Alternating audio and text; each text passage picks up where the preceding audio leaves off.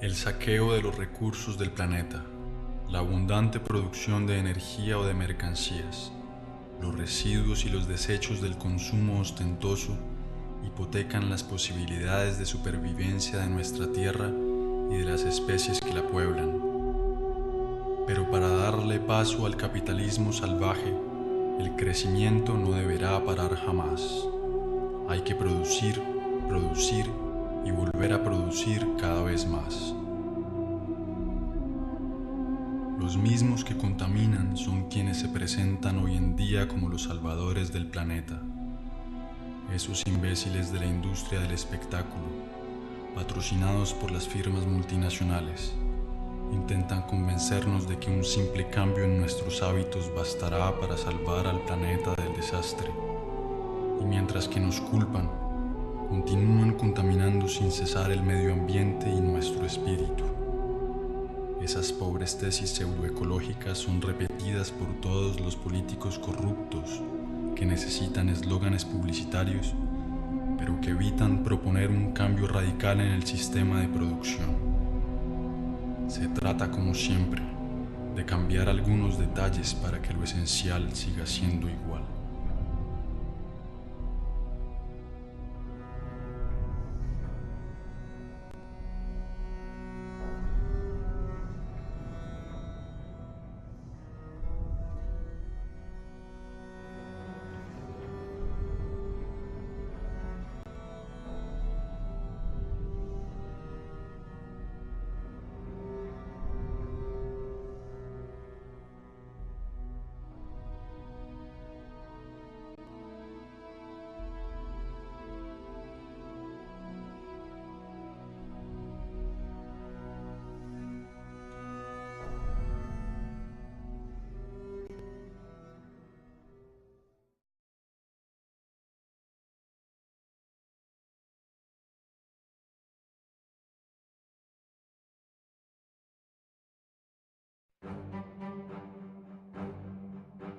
Para entrar en la ronda del consumo frenético hay que tener dinero y para tenerlo hay que trabajar, es decir, venderse.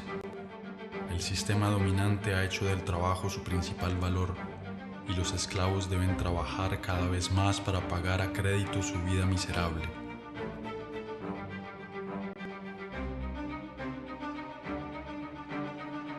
Se agotan en el trabajo, pierden con él la mayor parte de su fuerza vital y tienen que soportar las peores humillaciones.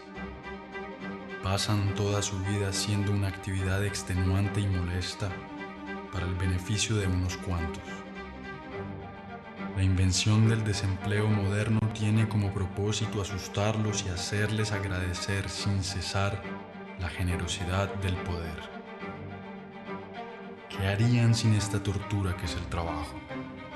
Son estas actividades alienantes las que nos presentan como una liberación. ¡Qué mezquindad y qué desdicha!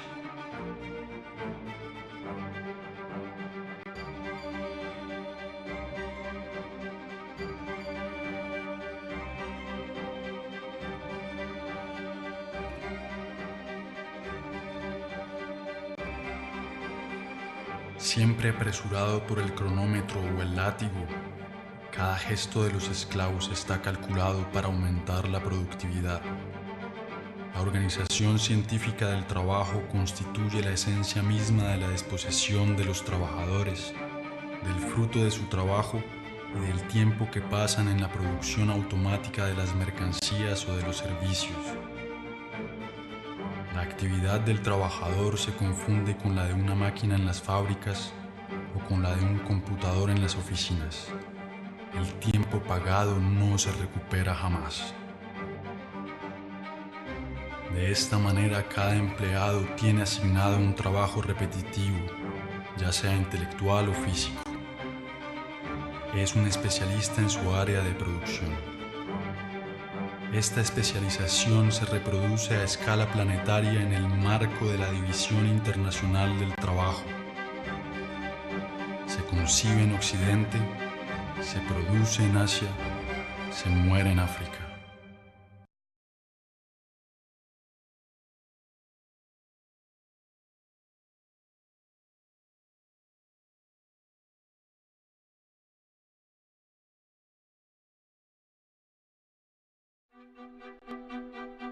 A medida que el sistema de producción coloniza todos los sectores de la vida, el esclavo moderno, no conforme con su servidumbre en el trabajo, sigue desperdiciando su tiempo en las actividades de esparcimiento y las vacaciones planificadas. Ningún momento de su vida escapa a la influencia del sistema. Cada instante de su vida ha sido invadido. Es un esclavo de tiempo completo.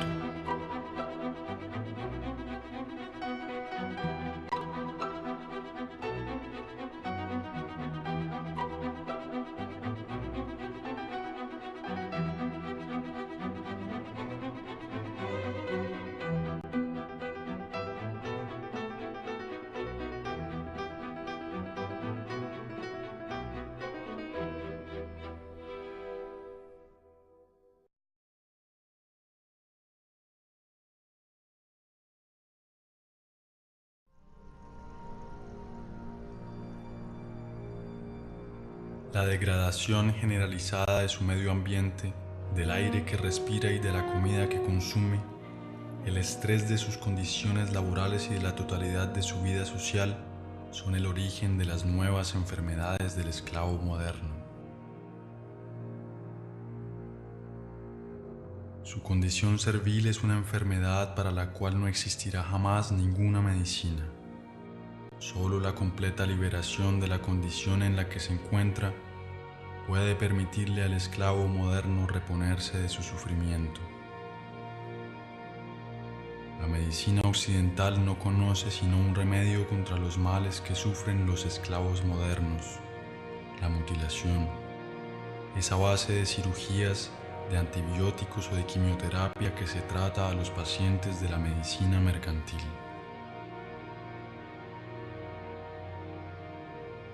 Nunca se ataca el origen del mal sino sus consecuencias, porque la búsqueda de las causas nos conduciría inevitablemente a la condenación implacable de la organización social en su totalidad.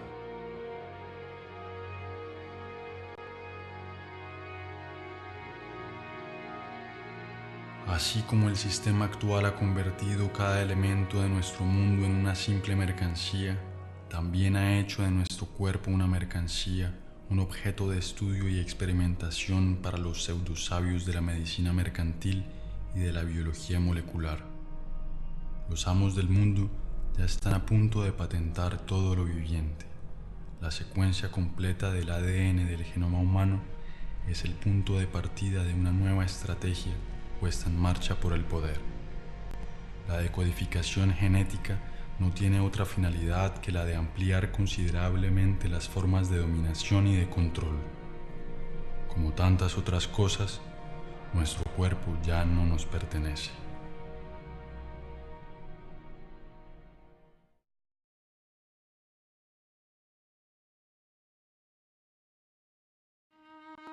Lo mejor de su vida se le escurre por los dedos, pero él continúa porque tiene la costumbre de obedecer desde siempre. La obediencia se ha convertido en su segunda naturaleza. Obedece sin saber por qué, simplemente porque sabe que tiene que obedecer. Obedecer, producir y consumir, he ahí el tríptico que domina su vida. Obedece a sus padres, a sus profesores y a sus patrones, a sus propietarios y a sus mercaderes. Obedece a la ley y a las fuerzas del orden. Obedece a todos los poderes porque no sabe hacer otra cosa. No hay nada que lo asuste más que la desobediencia, porque la desobediencia es el riesgo, la aventura, el cambio. Así como el niño entra en pánico apenas pierde de vista a sus padres, el esclavo moderno se siente desorientado sin el poder que lo ha creado. Por eso, continúa obedeciendo. El miedo ha hecho de nosotros unos esclavos y nos mantiene en esa condición. Nos inclinamos ante los amos del mundo, aceptamos esta vida de humillaciones y de miseria solamente por temor. Sin embargo, nosotros disponemos de la fuerza numérica frente a la minoría que gobierna. Su fuerza no la obtienen de su policía, sino de nuestro consentimiento. Justificamos nuestra cobardía al enfrentamiento legítimo contra las fuerzas que nos oprimen con un discurso lleno de humanismo moralizador. El rechazo a la violencia revolucionaria está anclado en los espíritus de aquellos que se oponen al sistema, defendiendo unos valores que el mismo sistema les ha enseñado. Pero cuando se trata de conservar su hegemonía, el poder no vacila nunca en utilizar la violencia.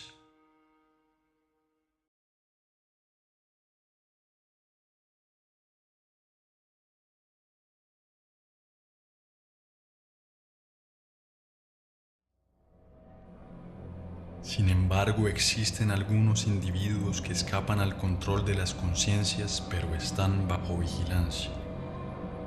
Todo acto de rebelión o de resistencia es asimilado como una actividad desviada o terrorista. La libertad no existe sino para aquellos que defienden los imperativos mercantiles. A partir de ahora, la verdadera oposición al sistema dominante es totalmente clandestina. Contra esos opositores, la represión es la regla vigente, y el silencio de la mayoría de los esclavos frente a esta represión es justificado por el propósito mediático y político de negar el conflicto que existe en la sociedad real.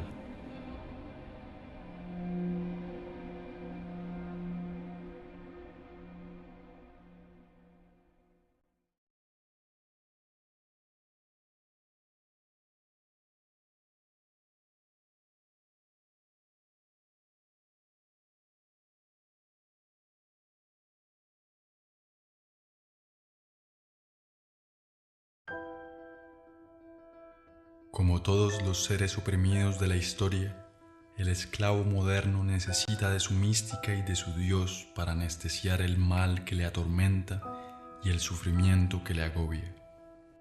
Pero este nuevo Dios a quien entregó su alma no es más que la nada, un trozo de papel, un número que tiene sentido solo porque todos han decidido dárselo. Es por este nuevo Dios que estudia, trabaja, riñe y se vende. Es por este nuevo Dios que ha abandonado sus valores y está dispuesto a hacer lo que sea.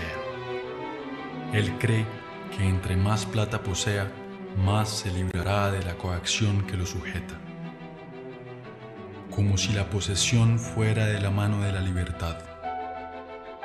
La liberación es una ascesis que proviene del dominio de sí mismo, un deseo y una voluntad de actuar. Está en el ser y no en el tener. Pero hay que decidirse a no servir ni obedecer más. Hace falta ser capaz de romper con unos hábitos que nadie, al parecer, osa poner en tela de juicio. El esclavo moderno está convencido de que no existe alternativa a la organización del mundo presente. Se ha resignado a esta vida porque piensa que no puede haber otra. Es ahí en donde reside la fuerza de la dominación presente. Hacer creer que este sistema que ha colonizado toda la superficie de la Tierra es el fin de la historia. Ha convencido a la clase dominada que adaptarse a su ideología equivale a adaptarse al mundo tal como es y tal como ha sido siempre. Soñar con otro mundo se ha convertido en un crimen, condenado al unísono por los medios y por todos los poderes. En realidad el criminal es aquel que contribuye, consciente o no, a la demencia de la organización